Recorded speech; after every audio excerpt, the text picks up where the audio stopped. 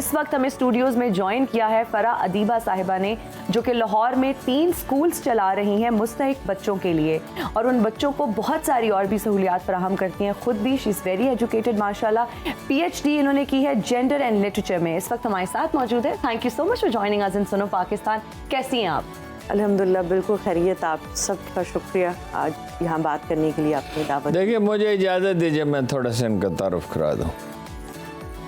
मैंने ज़िंदगी में ऐसे बहुत से लोग देखे हैं, आपको पता मुझे वेलफेयर के इदारों से दिलचस्पी है, उनसे मिलता भी रहता हूँ, तमाम लोगों से जिनसे मुलाकात मुमकिन होती है। मैंने बहुत कम लोग देखे हैं जिन्होंने अपने आप को खिदमत खल्क़ के लिए बिल्कुल वक्फ कर दिया। यानी पूरी ज़िंदगी तमाम जैसे डॉक्टर हमारे अमजद साकिब साहब हैं, जैसे दीप रिजवी साहब हैं, जैसे ईदी साहब थे, इमरान खान एक ज़माने में करते थे, वो PTI के सरबराह एक ज़माने में करते थे, मगर फिर वो अपना पॉलिटिक्स में भी चले गए, अगर जो वेलफेयर का काम करते रहे। अब वो कराची में है, चीपा है और लोग हैं, बहुत से लोग हैं। खुदा का शुक्र है पाकिस्तान में एक मुतवाज़ी सोशल सिक्योरिटी सिस्टम है जिसकी वजह से ये माशरा अभी तक जमा जुड़ा है इतने मसाइब के बावजूद, इतनी मुश्किलात के बावजूद। तो इनका असल तारुफ ये है कि इन्होंने अपने आप को उसके लिए वक्फ कर दिया। कैसे कर दिया ये आप इनसे पूछें। बिल्कुल फरा अदीबा साहिबा, हम आपकी कहानी आपकी ज़ुबानी सुनना चाहते हैं। जी, मेरा ऐसा कोई इरादा नहीं था कि मैं एक वेलफेयर का काम करूंगी या ज़िंदगी डेडिकेट करूंगी। ये अल्लाह ताला का प्लान था और हम सब जानते हैं कि जो अल्लाह ताला का प्लान होता है वही होता है। तो 2005 में मैंने अपनी ग्रेजुएशन के इम्तिहान से फारिग हुई तो सोचा कि पोश इलाकों के साथ जो छोटी आबादियाँ हैं वहाँ के बच्चे सारा दिन क्या करते हैं, कैसे ज़िंदगी गुजारते हैं, उसको देखा जाए। क्योंकि मुझे घूमने फिरने का काफ़ी ज़्यादा शौक़ है। लाहौर में? जी, लाहौर में। तो मैं कोई ना कोई जब मेरे पास फुर्सत होती थी तो चीज़ इस तरह ढूंढ लेती थी। अच्छा। तो लाहौर का नक्शा लिया, मुख्तलिफ जगह माँ की, और मैं रोज़ एक नई जगह पे चली जाती थी। अब मैं जब वहाँ जाती और उन बच्चों को इकट्ठा करती, बातें करती, तो बीच में से इतनी मज़ेदार कहानियाँ मिलती और ज़िंदगी के ऐसे पहलू मिलते जो मुझे पहले नहीं पता था कि ये भी ज़िंदगी है, ये भी रियलिटी है। तो मैं उनको फिर लिखना शुरू हो गई। फिर मुझे ये पता चला कि जब बच्चों के पास जाते हैं तो उनको कुछ खाने के लिए लेके जाते हैं, ऐसे खाली हाथ नहीं जाते। हाँ जी। फिर मैं कुछ कैंडीज बिस्किट साथ रखती थी, वो वापसी पे उनमें तकसीम कर देती। ठीक है। एक दिन मैं कच्चा जेल रोड, चूंकि मरसदू का इलाका, इसका नाम इसलिए कच्चा जेल रोड है कि ये कच्चा था सारा जी। वहाँ गई और एक खुले सहन में, क्योंकि कुछ कमरे बना के किराए पे किसी आदमी ने दिए हुए थे और एक एक ख़ानदान के पास एक एक कमरा था। उनके बच्चे उस मुश्तरका सहन में खेलते थे, बैठते थे। मैं भी वहीं बैठ गई, उनको इकट्ठे करके और बातें कर रही थी। उनमें से एक बच्चा मेरे उस कैंडीज़ और बिस्किट्स वाले बैग को देख रहा था। मैंने वो देख रहा था कि मैं लिख रही हूँ, लेकिन मुझे लगा कि वो मेरे कैंडीज़ और बिस्किट्स वाले बैग को देख रहा है। तो मैंने कहा कि जब मैं जाने लगूंगी ये मैंने आपको तब देने हैं, क्योंकि मैं ये समझती थी कि अगर बच्चों को पहले चीज़ें दे दी जाएं तो ये लेके भाग जाते हैं। बिल्कुल। तो बचपन से ये सुना था कि बच्चों को चीज़ दें तो फिर वो भाग जाते हैं लेके। तो मैंने कहा आपके लिए, लेकिन जब मैं जाने लगूंगी। लेकिन जो उसका जवाब था वो एक टर्निंग मोमेंट था। अल्लाह की तरफ से वो फैसला उस लम्हे में हुआ। अच्छा। उसने कहा मुझे कैंडी बिस्किट नहीं चाहिए, मैंने लिखना है, ये पेपर पेंसिल दे। तो मैंने कहा कि इतनी कम वसाइल वाली जगह पे एक बच्चा जिसने पजामा भी नहीं पहना, सिर्फ कमीज पहनी है, हाँ जी, उसके सामने खाने की चीज है और वो उसको नहीं अट्रैक्ट कर रही, नहीं हो रहा, और वो पेपर पेंसिल से हो रहा है, तो कितना इसके अंदर शौक है पढ़ने का। तो अल्लाह ने ये दिल में ख्याल डाला कि इनको पढ़ाओ। तो मैं स्टूडेंट थी, मेरे पास एक्सपीरियंस नहीं था, मिडिल क्लास से हूँ, वो बहुत ज़्यादा पैसे भी उस तरह आपके पास नहीं होते, लेकिन वो अल्लाह ने निकलवाया। मैंने कहा मैं आपको पढ़ाऊंगी। मैं अगले दिन गई, उसी बरगद के दरख्त के नीचे जहाँ बैठ के बात कर रहे थे, उनको इकट्ठा किया और उनको पढ़ाना शुरू कर दिया। तो वो बच्चा जो है वो इंस्पिरेशन था, और इस वक्त उस बच्चे ने यूनिवर्सिटी ऑफ एजुकेशन से एमएड विद एमए और उसके बाद एमएड कर लिया और अब वो टीचर है। अच्छा, वो लोग अब आपसे ताउन करते हैं ऐसे जी, बच्चे? हमारे साथ वो ताल्लुक में हैं। अच्छा। इसलिए कि हमारा जितना भी ये प्रोजेक्ट है, जो भी इसकी समझ बूझ है, वो सारी अल्लाह ने इस काम से ही सिखाई और बताई कि अगर आपने कोई चैरिटी का काम करना है तो कैसे करना है। और वो ये अल्लाह ने सिखाया कि अगर किसी की मदद करें तो इस तरह करें कि उसका भला हो जाए, उसको दोबारा किसी से मांगना ना पड़े। कम लोगों के साथ आप खैर का काम कर लें, लेकिन वो लोग हों जो उसके बाद फिर अपने पाँव पे खुद खड़े हो जाएं। अच्छा फराह साहिबा, तो किस तरह से फिर आपने स्कूल्स बनाए और कैसे, किन लोगों ने? फिर मेरा donation रिजल्ट दी? आ गया और मैंने आफ्टरनून में यूनिवर्सिटी में दाखिला लिया। अच्छा। वो इसलिए कि सुबह में बच्चों को पढ़ाना होता था। सुबह में फिर बच्चों के पास स्कूल जाती थी, आफ्टरनून में यूनिवर्सिटी जाती उसी थी। बरगद के दरख्त के नीचे 2-3 महीने के बाद ये हुआ कि चूंकि बारिशें जब होती थी तो खुला आसमान था, मसला होता था बच्चों को पढ़ाने में, वहाँ लाने में, बैठने में। तो वो ये सोचा गया कि करीब में कोई छोटी सी जगह किराए पे ले ली जाए। तो उसमें ये हुआ कि साथ ही गली में एक 3.5 मरले का घर था, जिसका नीचे वाला पोर्शन वो खातून रेंट पे देना चाहती थी। तो हमने वो लेके 2-3 महीने बाद बच्चों को वहाँ शिफ्ट कर दिया। और फिर ये हुआ कि मैं चूंकि वो स्टूडेंट बताएं वो पैसे कहाँ से? जी वो सर जानते हैं, मुझे दरअसल मदीने जाने का बहुत शौक था। तो जब छुट्टियां हुई तो मैंने अपने वाले साहब से कहा कि मुझे उम्रा आप करवा दें। तो उन्होंने कहा ठीक है। तो जब ये स्कूल शुरू हो गया और फिर वहाँ बारिश होती थी, पानी का मसला है, उनकी कुछ स्टेशनरी लानी है, बुक्स लानी है, तो मेरे पास तो पैसे नहीं थे। मैंने अपने वाले साहब से कहा कि आप ना वो उम्रे के जो पैसे रखे हैं ना मेरे हिस्से के, वो मुझे दे दें, मैंने ये वाला काम करना है। तो बहुत ही अच्छे इंसान है, उन्होंने कहा ठीक है, अगर आप नहीं जाना चाहती तो ले ले। तो फिर ये उन पैसों से शुरू हो गया और ये ख्याल भी अल्लाह नहीं दिया कि ये पैसे इस काम के लिए इस्तेमाल किए जाएं। तब ये था कि उसका किराया जो था उस घर का जो हमने किराए पे लिया, वो मेरे पास नहीं था। जो पॉकेट मनी थी बहन भाइयों से, अब्बू से लिए, वो स्टेशनरी हर महीने आ जाती थी, एक टीचर साथ रखी, उनको पे दे दी और यूटिलिटीज़ हो जाती थी। तो फिर मैंने साथ ही अपने घर के एक होम ट्यूशन शुरू कर दी। ये मेरा पहला एक्सपीरियंस था कोई भी काम करने का। ठीक है। तो उस खातून ने कहा कि आप कितने पैसे लेंगी, तो मैंने वही बताए जो किराए के हैं।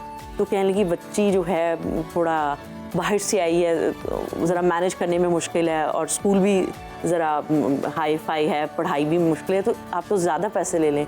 तो वो मैंने कहा ज़रूरत ही इतने पैसों की है तो फिर ज़्यादा क्या करने हैं। तो वो फिर उनको दे दिए। तो अब सुबह में बच्चों को पढ़ाती थी और दोपहर में यूनिवर्सिटी, शाम में वो होम ट्यूशन।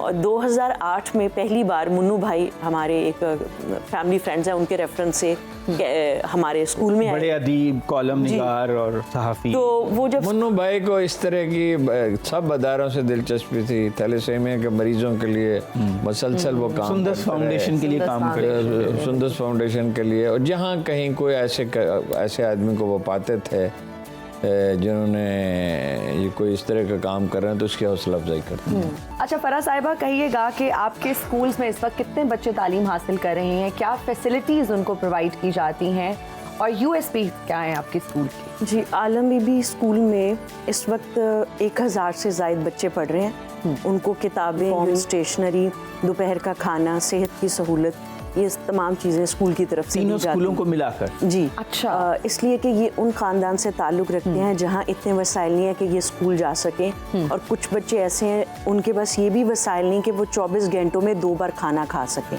तो दूसरी बार का खाना उन्हें स्कूल से मिलता है। अच्छा। इसलिए कि अगर बच्चा खाना नहीं खाएगा, उसके पास सेहत नहीं होगी, तो वो स्कूल में परफॉर्म कैसे करेगा। बिल्कुल। और 200 बच्चे ऐसे हैं जो इस वक्त मुख्तलिफ कॉलेजेस, यूनिवर्सिटीज़ में और किसी टेक्निकल इंस्टीट्यूट्स में पढ़ रहे हैं। इसलिए कि आलम बीबी स्कूल का विज़न ये है कि हम इन बच्चों को नर्सरी क्लास में एनरोल करें और इनको उस वक्त तक सपोर्ट करें जब तक ये अपने पैरों पे ना खड़े हो जाएं। जैसे मैंने शुरू में बताया कि हम ये चाहते हैं कि हम इन बच्चों को उस वक्त माशरे में वापस भेजें जब ये इस काबिल हो जाएं कि अपने और अपने ख़ानदान के लिए बाइज़्ज़त तरीके से रोज़ी कमा सकें। और दूसरा, हम ये चाहते हैं कि हम इन बच्चों की तरबियत ऐसे इंसानों को बनाने के लिए करें जो हम इंसान अपने इर्द गिर्द देखना चाहते हैं। क्योंकि अगर आपके तालीमी दर्सगाह ने आपको एक अच्छा इंसान नहीं बनाया, आपकी तरबियत नहीं की, तो उस तालीमी दर्सगाह का मकसद पूरा नहीं हुआ।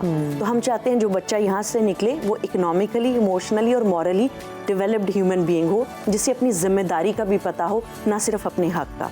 और इसके साथ ये है कि हमारे जो नारोवाल रोड मुरीदके में एक ब्रांच है जी। और 2 कैंपस यहाँ चुंगी अमर सद्दू में हैं।